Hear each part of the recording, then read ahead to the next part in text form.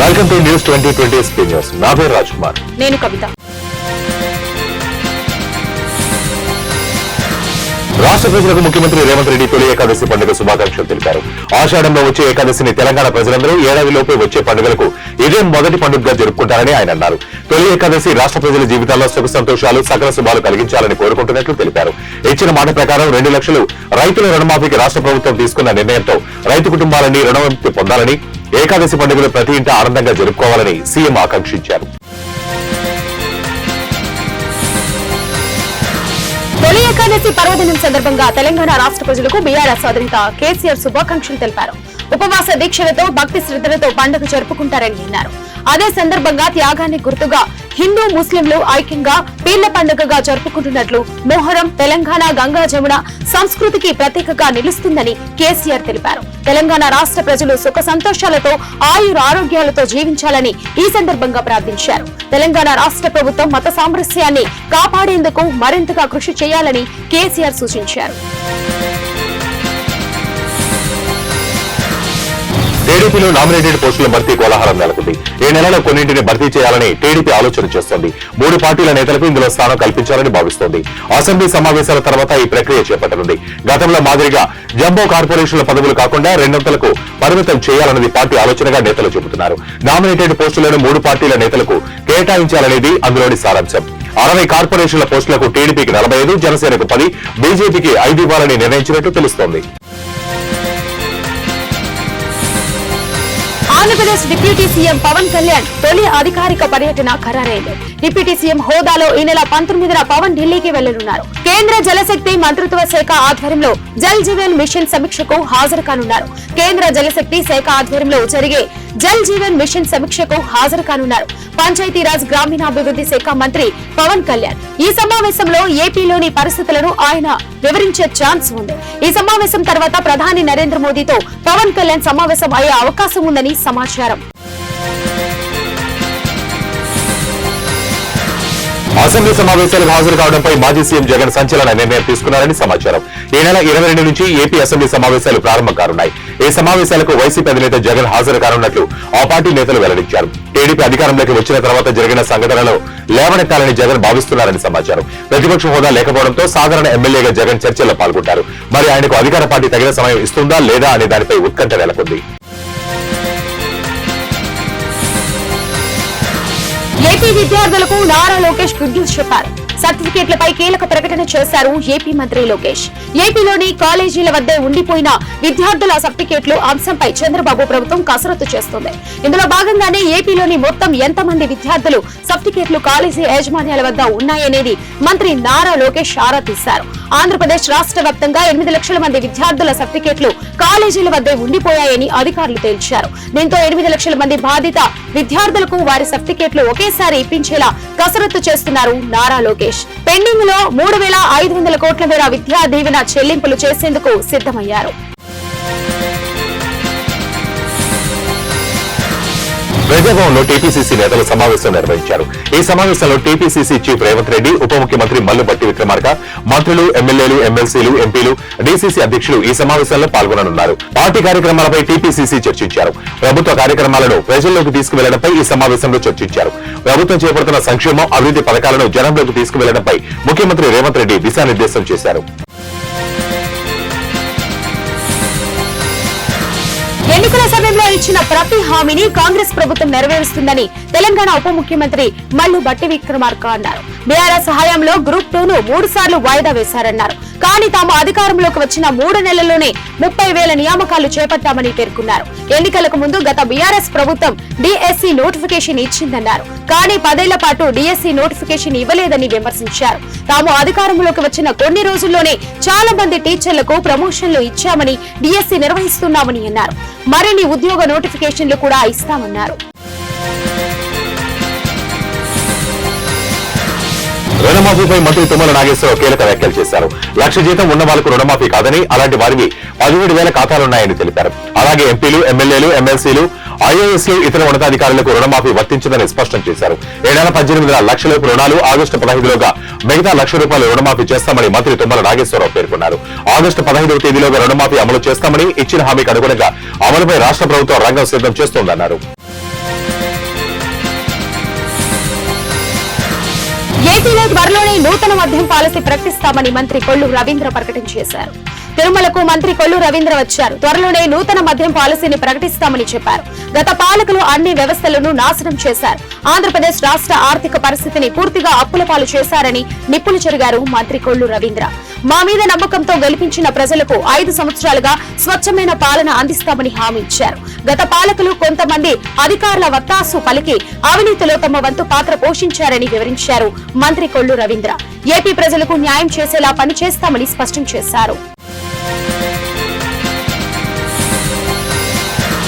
నీతి ఆయోగ్ ప్రత్యేక ఆహ్వానితుడిగా కేంద్ర పౌర విమానయాన శాఖ మంత్రి కె రామ్మోహన్ నాయుడు నియమితులయ్యారు. కేంద్రంలో కొత్త మంత్రివర్గం ఏర్పడిన నేపథ్యంలో నీతి ఆయోగ్ కూర్పును సవరించారు.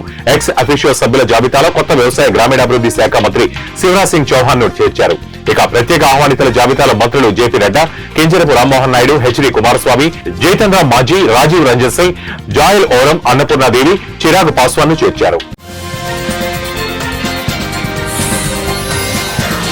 రైతులకు ఇచ్చిన మాట ప్రకారం 2 లక్షల వరకు రుణమాఫీ చేస్తామని, ఇది రేపటి నుంచి అమలు అవుతుందని మంత్రి పొన్నం ప్రభాకర్ అన్నారు. 2 లక్షల రుణమాఫీ అమలు అవ్వడం పెద్ద సాహసోపేత నిర్ణయమన్నారు. ఈ రుణమాఫీతో రైతన్నల ఆర్థిక ఇబ్బందులు తొలగిపోతాయనేది కాంగ్రెస్ ప్రభుత్వం ఉద్దేశమన్నారు. ఈ సందర్భంగా ఆయన రాష్ట్ర ప్రజలకు తొలి ఏకాదశి శుభాకాంక్షలు తెలిపారు. మొహరం తెలంగాణ గంగా జమున సంస్కృతికి ప్రతీక అన్నారు. ప్రజలు సుఖ సంతోషాలతో ఆయుర ఆరోగ్యాలతో జీవించాలని ఆకాంక్షించారు. బీఆర్ఎస్ ను వీడి వెళ్తున్న ఎమ్మెల్యేలపై మాజీ మంత్రి హరీష్ రావు తీవ్ర విమర్శలు గుప్పించారు. పార్టీ మారిన ఎమ్మెల్యేలు మాజీలు అయ్యే వరకు తాము నిద్రపోమని అన్నారు. సుప్రీంకోర్టులో పార్టీ మారిన ఎమ్మెల్యేలపై పోరాడతామని తెలిపారు. ఆ నాయకుల నియోజకవర్గాల్లో ఖచ్చితంగా ఉప ఎన్నిక వస్తుందని జోస్యం చెప్పారు.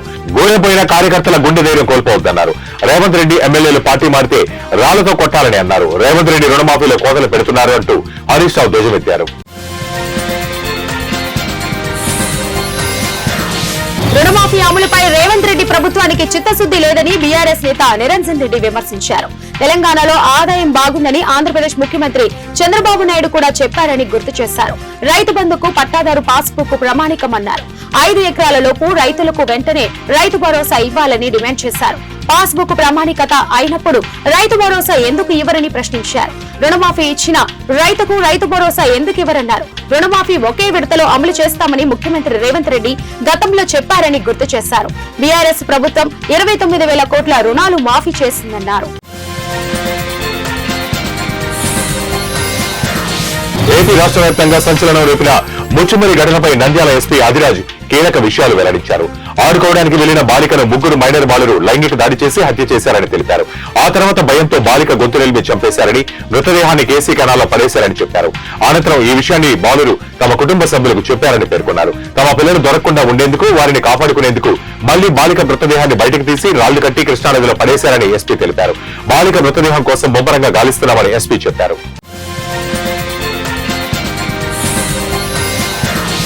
మెదక్ జిల్లా నర్సాపూర్ రైతు వేదికలో శాస్త్రవేత్తలు రైతుల సందేహాలకు నివృత్తి కల్పించారు. జిల్లా వ్యవసాయ అధికారి గోవింద్ రైతు ఉత్పత్తి సంస్థ మెంబర్లు రైతు కార్యకలాపాల్లో పాటించవలసిన నియమ నిబంధనల గురించి దిశానిర్దేశం చేశారు. అలాగే నాబార్డ్ మరియు కేవీకే అధికారులు ఈ సమావేశంలో పాల్గొని ఎఫ్పీఓలు చేపట్టే కార్యక్రమాలపై అవగాహన కల్పించారు.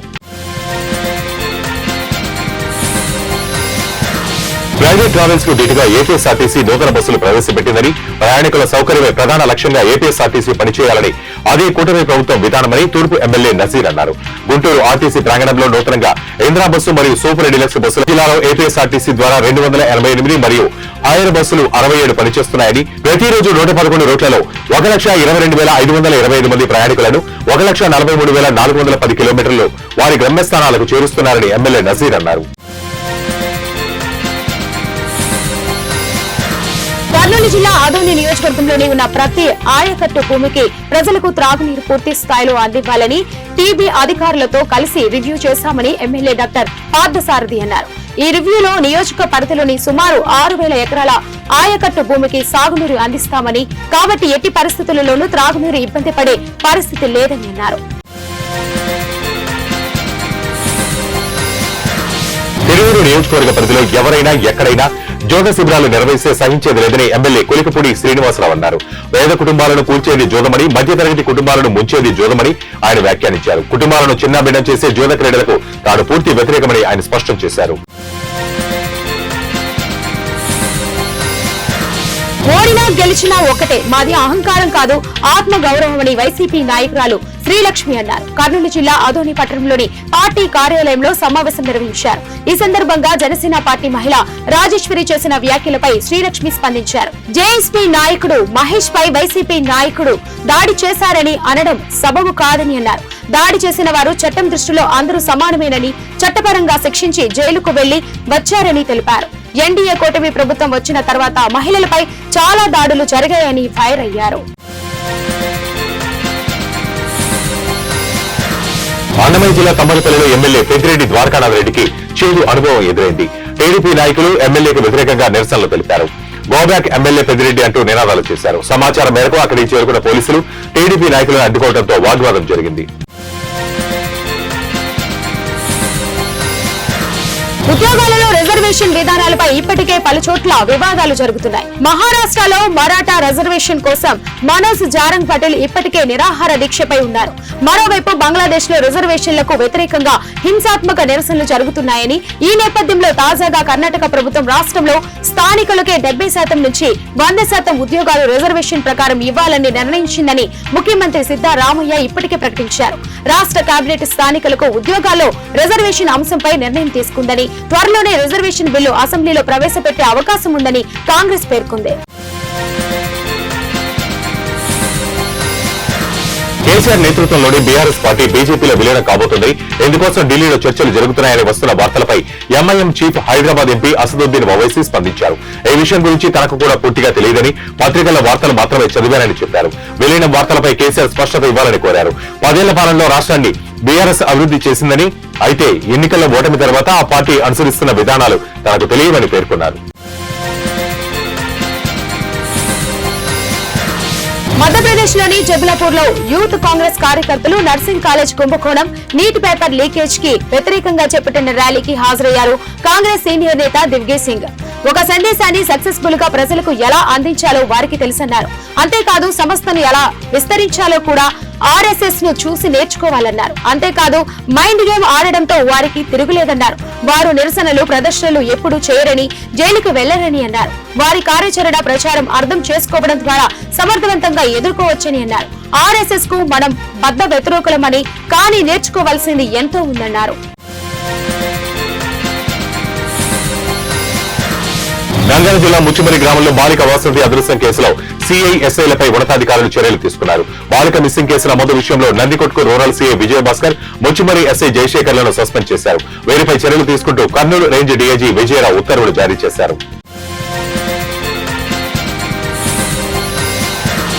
ఏలూరు జిల్లా జగ్గారెడ్డిగూడెంలో ఏర్పాటు చేసిన ధరల పట్టికలో లేని ధరలు వసూలు చేస్తున్నట్లు ఆరోపణలు వెలువెత్తుతున్నాయి.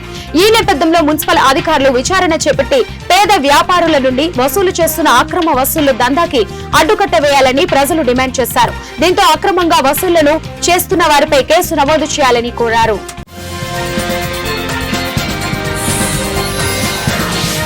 గట్కేసర్ మున్సిపల్ సిబ్బంది అత్యుత్సాహం బజారాలకు ఆగ్రహం తెప్పించింది. మున్సిపాలిటీ పరిధిలో ఎన్ఎఫ్సి నగర్ కాలనీ 2వ వార్డులోని పార్కు స్థలంలో గోర్ వెల్ఫేర్ అసోసియేషన్ ఆధ్వర్యంలో ఈ నెల 9న శీతల భవానీ ఉత్సవం సందర్భంగా దేవతా విగ్రహాలను తాత్కాలికంగా ఏర్పాటు చేసుకున్నారు. 9 రోజుల పాటు పూజలు పూర్తి కాకముందే మున్సిపల్ సిబ్బంది విగ్రహాలను తొలగించారు. దీంతో కోపద్రిక్తులైన బజారాలు గట్కేసర్ మున్సిపల్ కార్యాలయం ముందు బైఠాయించి నిరసన తెలిపారు. తమకు ఎలాంటి సమాచారం తెలుపకుండా తమ మనోభావాలను దెబ్బతీసేలా దేవతా విగ్రహాలను తొలగించడం సరైంది కాదన్నారు. చిత్తూరు జిల్లా కుప్పం నియోజకవర్గం గుడిపల్లి పోలీస్ స్టేషన్ పరిధిలో వివిధ కేసుల్లో పట్టుబడిన అక్రమ మద్యాన్ని పోలీసులు ధ్వంసం చేశారు. కుప్పం మున్సిపల్ పరిధిలోని డంపింగ్ యార్డ్ వద్ద జిల్లా ఎన్ఫోర్స్మెంట్ సూపరింటెండెంట్ శ్రీధర్ పర్యవేక్షణలో సుమారు 10,582 మద్యం ప్యాకెట్లను ధ్వంసం చేశారు. ఎవరైనా మద్యం అక్రమ రవాణా చేస్తే కఠిన చర్యలు తీసుకుంటామని వారు హెచ్చరించారు. అసాంఘిక కార్యకలాపాలపై ఉక్కుపాదం మోపుతామని హెచ్చరించారు. ఈ కార్యక్రమంలో Kuppam urban CI GT Naidu, rural CI Mallesh Yadav, Gudipalli SI Srinivasulu తదితరులు పాల్గొన్నారు. ముదిరాజులను బీసీఏలోకి పునరుద్ధరించాలని డిమాండ్ చేస్తూ ముదిరాజు మహాసభ నాయకులు జయశంకర్ భూపాలపల్లి జిల్లా తహసీల్దార్ ప్రహ్లాద్ రాథోడ్కి వినతిపత్రం అందజేశారు. తెలంగాణ ప్రాంతంలో ముదిరాజ్ జనాభాలో మత్స్య వృత్తి, తోటల పెంపకం, ఇతర వృత్తులపైన జీవనం సాగిస్తున్నామన్నారు. మిగతా వారు ఇతర వృత్తులపై ఉండి పేదరికంలో దుర్భరమైన జీవితాన్ని కొనసాగిస్తున్నారన్నారు. 2023లో జరిగిన తెలంగాణ శాసనసభ ఎన్నికల సమయంలో అభయహస్తంలో హామీలు కొంత విశ్వాసాన్ని కలగజేశాయన్నారు. ప్రభుత్వం అధికారంలోకి వచ్చి 6 మాసాలు పూర్తయిన సందర్భంగా తమ సమస్యల పరిష్కారం చేయాలని కోరారు. పెండింగ్ లో ఉన్న రెవెన్యూ ఉద్యోగుల సమస్యలను వెంటనే పరిష్కరించాలని జూనియర్ క్లర్క్ శంకర్ యోరేల డిమాండ్ చేశారు. గడ్చిరోలి జిల్లా సిరోచ్చలో రెవెన్యూ ఉద్యోగుల నిరవధిక సమ్మె చేపట్టారు. మహారాష్ట్ర ప్రభుత్వం రెవెన్యూ ఉద్యోగుల రాష్ట్ర స్థాయి నిరవధిక సమ్మెకు పిలుపునిచ్చారు. ఈ నేపథ్యంలో జూలై 15 నుంచి తహసీల్దార్ కార్యాలయం ఎదుట నిరవధిక సమ్మె ప్రారంభించారు. రుణశాఖ నిర్లక్ష్య వైఖరిని వెంటనే అమలు చేయాలని డిమాండ్ చేస్తూ సమ్మెకు దిగారు. ప్రభుత్వం మా డిమాండ్లను నెరవేర్చే వరకు మా ఉద్యోగాల నిరవధిక సమ్మె కొనసాగుతుందని శంకర్ యోరోలా తెలిపారు.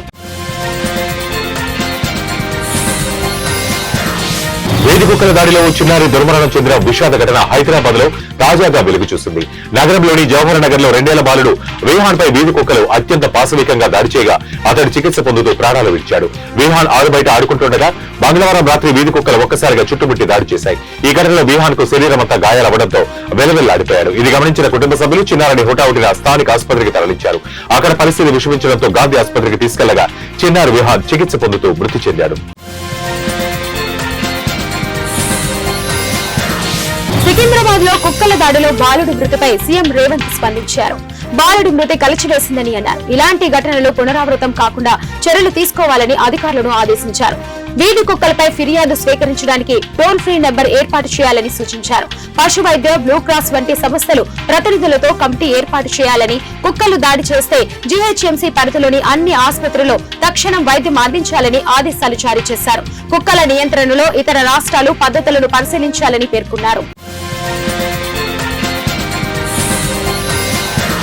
అనకాపల్లి జిల్లా రాంపల్లి మండలంలోని ఎస్సీజెడ్ లోని వసంత ఫార్మా పరిశ్రమలో భారీ అగ్ని ప్రమాదం జరిగింది. కెమికల్ రియాక్టర్ పేలిన ఘటనలో ఓ కార్మికుడు తీవ్రంగా గాయపడి మృతి చెందినట్లు తెలుస్తోంది. రియాక్టర్ పేలిన శబ్దంతో ఒక్కసారిగా ఉద్యోగులు, కార్మికులు పరుగులు తీశారు. దీనిపై సమాచారం అందుకున్న అగ్నిమాపక సిబ్బంది ఘటనా స్థలానికి చేరుకుని ఎగసిపడుతున్న మంటలను ఆర్పివేశారు. ఘటనపై కేసు నమోదు చేసుకున్న పోలీసులు దర్యాప్తు చేస్తున్నారు. చిత్తూరు జిల్లా కుప్పంలో రజకుడు తన అభిమానాన్ని చాటుకున్నాడు. చంద్రబాబు సీఎం కావడంతో తిరుపతి గంగమాంబ ఆలయంలో అభిమాని సుబ్రహ్మణ్యం 101 కొబ్బరికాయలు కొట్టి మొక్కులు చెల్లించుకున్నాడు. చంద్రబాబు సీఎం కావాలని అమ్మవారిని ప్రార్థించినట్లు తెలిపారు. తన కోరిక నెరవేరడంతో మొక్కులు చెల్లించినట్లు సుబ్రహ్మణ్యం పేర్కొన్నారు. ప్రజల సంక్షేమం తెలుగుదేశం పార్టీతోనే సాధ్యమని టీడీపీ కౌన్సిలర్లు స్పష్టం చేశారు. తెలుగురు నియోజకవర్గ ముస్లిం సోదరులకు పట్టణ ప్రముఖ వైద్యులు పెడుమల్లి నాగేశ్వరరావు మొహరం పండుగ శుభాకాంక్షలు తెలిపారు. మొహరం పండుగ త్యాగం, స్ఫూర్తికి ప్రతీకని, విశ్వాసం, నమ్మకం కోసం మహమ్మద్ ప్రవక్త మనవడు హజరత్ ఇమాం హుస్సేన్ చేసిన బలిదానాన్ని గుర్తు చేసుకోవటమే మొహరం అని అన్నారు. మానవ జాతితో త్యాగం ఎంతో గొప్పదని, మంచితనం, త్యాగాన్ని గుర్తు చేసుకోవటమే ఈ వేడుకకు నిజమైన అర్థమని పెడుమల్లి నాగేశ్వరరావు వివరించారు. కలియుగ వైకుంఠం తిరుమలలో భక్తుల రద్దీ కొనసాగుతుంది. తిరుమల వైకుంఠం క్యూ కాంప్లెక్స్ లోని 10 కంపార్ట్మెంట్లలో వెలుపల క్యూ లైన్లు వేచి ఉన్నారు శ్రీవారి భక్తులు. టోకెన్లు లేని భక్తులు శ్రీవారి సర్వదర్శనం కోసం 8 గంటల సమయం పడుతుంది. శ్రీనివాసుని సర్వదర్శనం కోసం కంపార్ట్మెంట్లన్నీ నిండిపోయాయి.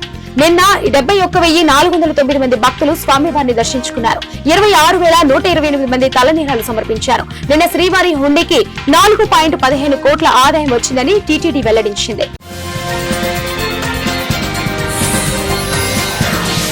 తెలంగాణలో గత కొన్ని రోజులుగా విపరీతమైన వర్షాలు కురుస్తున్నాయి. దీంతో ప్రాజెక్టులు, వాగులు, నదులు వరద నీటితో పొంగి పొర్లుతున్నాయి. తాజాగా జయశంకర్ భూపాలపల్లి జిల్లా కాళేశ్వరం వద్ద గోదావరి నదీ ప్రవాహం పెరుగుతూ వస్తోంది. ఎగువ ప్రాంతాల్లో కురుస్తున్న వర్షాలతో మహారాష్ట్రలోని ప్రాణహిత నది ఉప్పొంగి ప్రవహించడంతో కాళేశ్వరం ప్రాజెక్టు నిండుకుండలా మారింది. కాళేశ్వరం గోదావరి పుష్కరి ఘాట్ వద్ద గోదావరి 5.300 ఎత్తున ప్రవహిస్తోంది. ఎడతెరిగి లేకుండా కురుస్తున్న భారీ వర్షం కారణంగా జయశంకర్ భూపాలపల్లి జలమలమైంది. జిల్లా కేంద్రంలో జాతీయ రహదారిపై వరద ప్రవహిస్తుంది. వర్షం కారణంగా భూపాలపల్లి సింగరేణి ఏరియాలోని ఉపరితల బొగ్గు గనులలో వరద నీరు వచ్చి చేరడంతో ఓపెన్ కాస్ట్ 2-3 గనుల్లో రోడ్లన్నీ బురదమయమై బొగ్గు ఉత్పత్తికి తీవ్ర ఆటంకం ఏర్పడింది.